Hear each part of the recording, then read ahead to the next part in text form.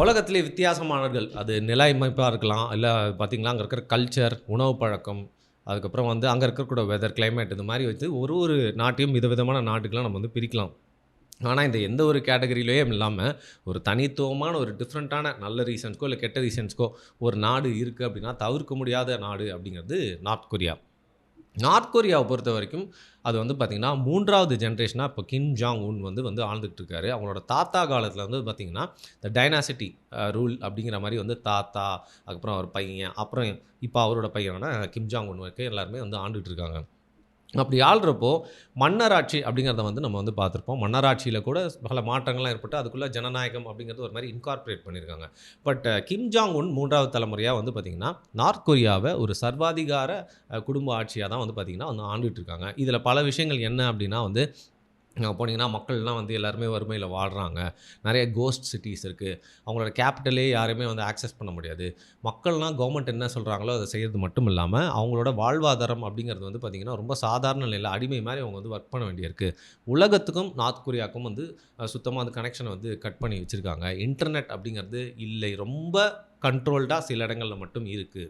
திரைப்படங்கள், மியூசிக் அப்படிங்கிறதெல்லாம் வந்து பார்த்தீங்கன்னா, ரொம்ப ரொம்ப கம்மி தான். அது மட்டும் இல்லாம, எல்லார் வீட்லயுமே வந்து 3 தலைமுறை தலைவர்கள் இருக்காங்கல்ல, அவங்களோட படங்கள் இருக்கும். அவங்களோட சிலைகள், படங்கள் எங்க பார்த்தாலும் வணங்கி, அத கும்பிட்டுட்டு போணும். அது மட்டும் இல்லாம, அங்க கிடைக்கக்கூடிய உணவுப் பொருட்கள், நுகர்வுப் பொருட்கள் எல்லாமே முழுக்க முழுக்க கண்ட்ரோல் பண்ணி தான் வந்து பார்த்தீங்கன்னா வந்து வச்சிருக்காங்க. அங்க யாருக்குமே தனி மனித சுதந்திரம் இல்லை. அதையும் தாண்டி ஒரு 20 ஹேர் ஸ்டைல் கவர்மெண்ட் வந்து குடுத்துருப்பாங்க. அந்த ஹேர் ஸ்டைல் தான் வந்து வைக்கணும். அண்ட் கிம் ஜாங் உன்க்கு யாராவது எதிர்த்து பேசுற மாரி தோணுச்சு அப்டின்னாலே, அவரு ராணுவத்திலே எவ்வளோ பெரிய பதவியில இருந்தாலும் வந்து பார்த்தீங்கன்னா, காணாம போயிருவாங்க. இப்படிலாம் கேட்டீங்கன்னா, நெறைய பேர் காணாம போயிருக்காங்க. ராணுவ ஜெனரல்ஸ் நெறைய பேர் வந்து பார்த்தீங்கன்னா, பக்கத்தில கிம் ஜாங் உன் பக்கத்தில சிரிச்சுட்டே நிப்பாங்க. அப்புறம் ஒரு 2 மாசம் கழிச்சு அவங்க எங்க போனாங்க? அவங்களுக்கு என்ன ஆனாங்க? எதுவுமே வந்து தெரியவே தெரியாது. இந்த நார்த் கொரியாக்கும், சவுத் கொரியா எப்படி டிவைட் ஆச்சு அப்படிங்கிறத வந்து பார்த்தீங்கன்னா, உங்களுக்கு புரிஞ்சிரும். ஸோ நார்த் கொரியா வந்து ஒரு கம்யூனிஸ்ட் ஒரு ரூல் மாரி வந்து பார்த்தீங்கன்னா பிரிஞ்சோனே, சவுத் கொரியா முழுக்க முழுக்க அமெரிக்கன் இன்ஃப்ளூயன்ஸ்ல அது வந்து பார்த்தீங்கன்னா, டோட்டலி ஒரு ஆப்போசிட் நாடா மாறிடுச்சு. ஆனா ஒரே இனத்தவர்கள் 2 அரசியலால பிரிக்கப்பட்டு 2 நாடா மட்டும் இல்லாம எதிரி நாடா மாறிடுறாங்க. அதுல சவுத் கொரியாவ எப்பவுமே வந்து பார்த்தீங்கன்னா, அந்த நாடாவே வச்சிருந்தா தான் அமெரிக்கா என்ன நெனைக்கிறாங்க, நம்மளோட ஆர்ம்ஸ் நம்மளோட வெப்பன்ஸ்லாம் வந்து அதிகமா அவங்களோட நம்மள கண்ட்ரியோட இன்ஃப்ளூயன்ஸ் மட்டும் இல்லாம, இந்த மாரியான வெப்பன்ஸ் எல்லாத்தையும் வந்து அவங்களுக்கு with, south Korea, north Korea அப்படிங்கிறத என்னைக்குமே வந்து ஒரு ஃபைட்டாவே வச்சிருக்கணும் அப்படிங்கிறத அமெரிக்கா நெனைக்கிறாங்க. ஏங்க வந்து பார்த்தீங்கன்னா, சவுத் அமெரிக்கா கூட தான் ஒரு நாட்ல போயிட்டு இறங்கி ஹியூகோ சாவேஸ வந்து தூக்கிட்டு வந்தாங்க. அதே மாரி ஏன் வந்து நார்த் கொரியால வந்து கிம் ஜாங் உன்ன 3வது தலைமுறையா சிஐஏயால எதுவும் பண்ண முடியல அப்படின்னா வந்து பார்த்தீங்கன்னா, ஒண்ணு கஷ்டமா இருக்கிறதுக்கான வாய்ப்பு இருந்தாலும், 3வது தலைமுறையா அவங்கள தொடர்றதுக்கான ஒரு ரீசனே இல்லாம ஏன் வச்சிருக்காங்க? ஒரு வாய்ப்பு இல்லாம ஏன் வச்சிருக்காங்க அப்டின்னா, அப்பதான் அந்த இடத்துல south Korea, north Korea politics தொடர்ந்து ப்ளே பண்ண முடியும் அப்டிங்கிறது தான் ஒரு காரணம். சரி, இந்த நேரத்துல ஏன்டா இதெல்லாம் வந்து ஒரு ரீகேப் மாரி சொல்லிட்டு இருக்கீங்க அப்டின்னு கேட்டீங்கன்னா, ரீசென்ட்டா வந்து நான் தமிழ் ட்ரெக்கர் இருக்கார்ல, அவர இன்டர்வியூ எடுத்தப்போ கூட வந்து, அங்க நடக்கிற எல்லா விஷயமும், பார்க்குற எல்லா விஷயமும், வெளில பேசப்படுற எல்லா விஷயமும் உண்மையான்னு தெரியாது. ஆனா, அங்க நம்மகிட்ட ஏதோ வந்து ஒரு மறைக்கிறாங்க. அங்க போனாலே ஒரு வியர்ட் ஃபீலிங் இருக்கு. அப்படிங்கிறத வந்து சொல்லியிருந்தாரு. நான் பார்த்தது எல்லாமே சில விஷயங்கள் அழகா இருந்துச்சுன்னா, அநியாயத்துக்கு ஆர்ட்டிஃபிஷியலா அழகா இருக்கு. அங்க வந்து பீப்பிள் நடந்துக்கிட்டாங்கன்னா, அநியாயத்துக்கு ஒரு மாரி ஆர்ட்டிஃபிஷியலா நடந்துக்கிட்டாங்க. ரொம்ப கண்ட்ரோல்டா ஆப்வியஸ்லி வந்து இருந்தது. எல்லாமே செக்கிங் எல்லாமே வந்து பண்ணியிருந்தாங்க. அதனால ஏதோ அந்த இடத்துல வந்து சரியில்ல அப்படிங்கிறத என்னால உணர முடிஞ்சது அப்படின்னு சொல்லியிருந்தாரு. இந்த நேரத்தில தான் 3வது தலைமுறையா ஆட்சி பண்ணிட்டு இருக்க கிம் ஜாங் உன். அவருக்கு அப்புறம் யாரு அப்படின்னு யோசிச்சுட்டு இருக்கப்போ வந்து பார்த்தீங்கன்னா, 2022ல தான் முதல் முறையா வந்து ஜூ ஏ அவங்கள வந்து பக்கத்துல வந்து பார்க்குறாங்க. வேற யாருமே இல்ல. ஜூ ஏ வந்து கிம் ஜாங் உன்னுடைய மகள். இந்த மகள் வந்து எப்போ பொறந்தாங்க கரெக்ட்டா, தேதி என்ன, எந்த வருடம் பொறந்தாங்கன்னு சொல்லிட்டு இன்னைக்கு வரைக்கும் நெறைய பேர் தகவல் சொன்னாலும் உறுதியான தகவலா வந்து பார்த்தீங்கன்னா, யாருமே எதுவுமே வந்து சொல்லவே இல்ல. அந்த அளவுக்கு அவங்களோட பிறப்புலருந்து, அவங்களோட பேர்லருந்து, இப்ப கூட இந்த பேர் அப்படிங்கிறது வந்து உண்மையான பெயரா அப்படிங்கிறது நம்மளுக்கு இப்போ வரைக்கும் தெரியாது. ஸோ ஆல்மோஸ்ட் 2012லேருந்து 2013க்குள்ள இவங்க வந்து பிறந்திருக்கலாம். அதுக்கப்புறம் தான் வந்து பார்த்தீங்கன்னா வந்து ரொம்ப நாள் கழிச்சு 2022ல வந்து இன்டர்கான்டினென்டல் பாலிஸ்டிக் மிசைல் அந்த மாரி ஒரு மிசைல வந்து பார்த்தீங்கன்னா, டிஸ்ப்ளேல வந்து காட்டுறாங்க நார்த் கொரியா.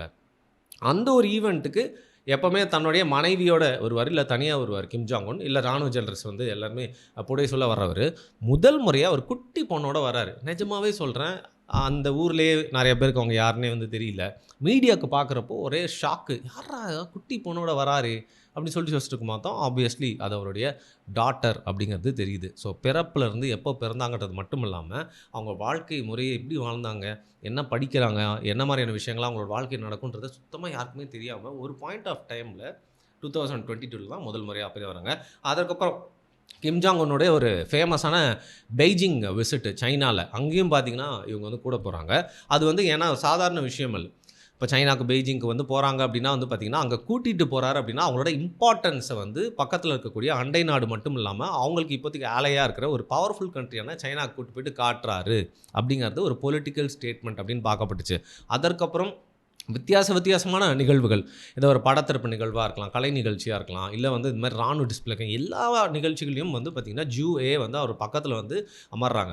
எப்போவுமே வந்து பார்த்திங்கன்னா தன்னுடைய அப்பா போலவே சிரித்த முகத்துடன் இருக்கக்கூடிய அவருடைய மகள் வந்து ஒரு குட்டி பொண்ணு, அவங்கள எப்படி பொசிஷன் பண்ணுறாங்க அப்படின்னு பார்த்திங்கன்னா வந்து, ஏன்னா கிம் ஜாங் உன்னும் வந்து பார்த்திங்கன்னா அவருடைய அப்பா இப்படி தான் வந்து ஒரு லேட்டர் காலகட்டத்தில் வந்து இன்ட்ரடியூஸ் பண்ணுறது மட்டும் இல்லாமல் ரொம்ப ப்ராமினெண்ட்டான ஒரு பொசிஷன்லேயே அவரை பக்கத்தில் உட்கார வச்சுட்டே இருக்காரு. ஸோ பேசிக்கலி நார்த் கொரியாவில் அவங்களோட லீடர், அவங்களோட பையனை, அவங்களோட வாரிசை பக்கத்துலேயே உட்கார வச்சுருக்காங்க. எந்த வாரிசு உட்கார வைக்கிறாங்களோ அவங்கள தான் வந்து திருப்பியும் அடுத்து வந்து லீடராக வந்து வர வைக்க போகிறாங்க அப்படிங்கிறத நம்மளுக்கு இன்டைரக்டாக உணர்த்துறாங்க அப்படின்னே வந்து அர்த்தம். அப்படி இவங்க வந்து பார்த்திங்கன்னா குட்டி பொண்ணு தான், ஒரு 13 வயசு கூட இருக்கலாம் அவங்களுக்கு. அந்த ரொம்ப சின்ன வயசுள்ள பொண்ணை வந்து ப்ராமினெண்ட்டான ரைட் சைடில் உட்கார வைக்கிறது, ஒரு ஃப்ரேம் மாதிரி வச்சுருந்தா அவங்கள எப்போவுமே சென்டரில் வந்து காட்டுறது, எப்போவுமே கிம் ஜாங் உன் அவங்ககிட்ட வந்து பப்ளிக்கை வந்து சும்மா சிரித்து பேசுறது, அதுக்கப்புறம் எல்லா விஷயத்தையும் விவரிக்கிறது. ஏன் கிம் ஜாங் உனுக்கு கொடுக்குற மரியாதைக்கு ஈக்குவலாக வந்து பார்த்திங்கன்னா அங்கே இருக்கிற அதிகாரிகள், அங்கே இருக்கிற பிரஜைகள் எல்லாமே வந்து இந்த குட்டி பொண்ணுக்கு ஜூஏக்கு வந்து ஒரு மரியாதை கொடுக்குறது அப்படிங்கிறது வந்து பண்ணிட்டு இருந்தாங்க. பட் ரீசெண்ட் டைம்ஸில் வந்து கிம் ஜாங் உன்னுடைய மகள் அதிகமான நிறையா ஃபஸ்ட்டு இருக்கிற நம்பர்ஸோட இப்போ அதிகமாக கலந்துக்கிறத பார்த்தா வந்து அவர் தனக்கு அடுத்ததாக வாரிசாக வந்து பார்த்திங்கன்னா இந்த பெண்ணை வந்து க்ரூம் பண்ணுறாரு, அவங்கள கொஞ்சம் கொஞ்சமாக வந்து ட்ரெயின் பண்ணுறாரு. அது மட்டும் இல்லாமல் மக்களுக்கு முன்னாடி காட்டி இவங்களுக்குன்னா நீங்கள் அடுத்து எல்லாருமே அடி பண்ணிக்கணும், மரியாதை கொடுக்கணும் அப்படிங்கிற மாதிரி சொல்கிறாரு அப்படிங்கிறது தான் ஒரு ஸ்டேட்மெண்ட்டாக நம்ம வந்து எடுத்துக்கணும்னு சொல்கிறாங்க. ஸோ இதில் என்ன பிரச்சனை இருக்குது அப்படின்னு பார்த்தீங்கன்னா 3 தலைமுறையாக வந்து பார்த்திங்கன்னா அப்பா, பையன், அதுக்கப்புறம் பேரன்னு சொல்லி பேரன் இப்போ ஆட்சி பண்ணிகிட்ருக்காரு. ஆனால் முதல் முறையாக ஒரு பெண் வாரிசை வந்து எப்படி வந்து அவங்களோட கண்ட்ரிக்கு லீடராக, சுப்ரீம் லீடராக வந்து மாற்றுவாங்க. அப்படி மாற்றனா அது வந்து எந்த அளவுக்கு வந்து பார்த்திங்கன்னா அரசியல் ஸ்திரத்தன்மையாக இருக்கும். இதில் வந்து நார்த் கொரியன் மக்களுக்கு வேறு வழியில் ஏற்றுக்கிட்டு தான் ஆகணும் அப்படின்னா கூட வந்து பார்த்திங்கன்னா இந்த குட்டி பொண்ணு எப்படி வந்து தன்னோட அப்பாவோட பேட்டனை வாங்கிட்டு வந்து தொடர்ந்து இந்த சர்வாதிகாரி ஆட்சியை வந்து நடத்துவாங்க அப்படிங்கிற மாதிரி பல கேள்விகள் வந்து இருக்குது. அதனால் என்ன சொல்கிறாங்க, 3 ஜென்ரேஷனாக ஆண்டுட்டு இருந்த இந்த ஆட்சி அப்படிங்கிறது இதன் மூலியமாகவே மகள் அப்படிங்கிற ஒரு விஷயத்தால் வந்து பார்த்திங்கன்னா வந்து முடிவுக்கிறதுக்கான வாய்ப்பு இருக்குது அப்படிங்கிற மாதிரி வந்து சொல்கிறாங்க. பட் அப்படி ஒரு வாய்ப்பு தான் ஆயிடக்கூடாது அப்படிங்கிறனால தான் இன்றைக்கும் வந்து கிம் ஜாங் உன் வந்து அவரோட மகளை வந்து ட்ரெயின் பண்ணிருக்காரு ப்ராப்பராக அப்படிங்கிறதா வந்து பார்த்திங்கன்னா நம்மளுக்கு தெரிஞ்ச ஒரு விஷயம். அதையும் தாண்டி நீங்கள் நினைக்கிற மாதிரி வந்து அவங்களுடைய மகள் வரதுக்கு வாய்ப்பு கொஞ்சம் கம்மி தான். ஏன்னா கிம் ஜாங் உன்னுடைய சிஸ்டர், அவர் கூடவே பிறந்த சிஸ்டரும் வந்து பார்த்திங்கன்னா வந்து ரொம்ப பவர்ஃபுல்லான ஒரு பொசிஷனில் தான் நார்த் கொரியாவில் இருக்காங்க. ஸோ அவங்க வந்து கிம் ஜாங் உன்னை வந்து அழிச்சிட்டு இல்லை தள்ளிட்டு மேலே ஏறி வந்துடுவாங்க அப்படின்னு சொல்லலை. கிம் ஜாங் உன்னே வந்து பார்த்திங்கன்னா தன்னுடைய தங்கைக்கு பவரை பாஸ் பண்ணிட்டு அதற்கப்புறம் கொஞ்சம் கொஞ்சமாக அடுத்த தலைமுறையான தன்னோட மகளுக்கு வந்து இந்த பவரை வந்து கடத்தலாம். இப்படி ஒரு வாய்ப்பும் இருக்குது அப்படிங்கிறத சொல்கிறாங்க. எனிவே இதோட ஜஸ்ட் பிகாஸ் அந்த டாக்டர் வந்துகிட்டே இருக்காங்க அப்படிங்கிறதுனால அவங்க ரொம்ப குட்டி பொண்ணு, இப்போ உடனே அவங்களை தலைவராக்க முடியாது. பட் ட்ரெயின் பண்ணிருக்காருன்னு நம்ம பார்த்தாலும் அவங்களோட அதாவது கிம் ஜாங் உனுக்கும் அவங்க மனைவிக்கும் வந்து இன்னும் 2 குழந்தைகள் இருக்கிறதா அவங்க சொல்கிறாங்க. இவங்களுக்கு ரொம்ப நாள் சில வருஷங்களுக்கு அப்புறம் இவங்களுக்கு வந்து ஒரு தம்பி பிறந்ததாகும். அதற்கப்புறம் இன்னொரு 3வது குட்டி குழந்தை பிறந்தது. அதோட இப்போ வரைக்கும் அது ஆணா பெண்ணான்னு சரியாக தெரியாது. அந்தளவுக்கு அந்த ரகசியத்தையும் வந்து பார்த்து வளர்க்குறாங்க அப்படின்னு சொல்கிறாங்க. ஸோ அதனால் இவ்வளோ வாய்ப்புகள் இருந்தாலும் தன்னுடைய மகளை வந்து சுப்ரீம் லீடராக மாற்றி ஆண் வாரிசு அப்படிங்கிறத அதை வந்து உடச்சி பெரிய புரட்சியை, அதாவது அவங்களோட கண்ட்ரியை பொறுத்த வரைக்கும் ஒரு புரட்சி மாற்றத்தை பண்ண போகிறாரா, இல்லை தன்னுடைய 2வது குழந்தையான மகன் வந்து வளர்கிற வரைக்கும் இதே பவரில் இருந்துட்டு அந்த பவரை அப்படியே வந்து தன்னோட மகனுக்கு வந்து கிம் ஜாங் உன் கடத்த போகிறாரா அப்படிங்கிறத பொறுத்து தான் பார்க்கணும். ஸோ எல்லாருமே இளவரசிகள், ராணிகள்லாம் அந்த காலகட்டத்தில் பார்த்துருப்பாங்க.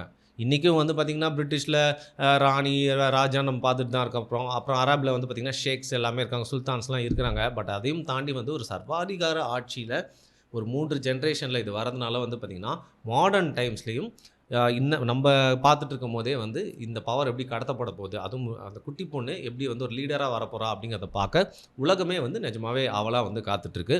பொறுத்திருந்து பார்ப்போம். நன்றி.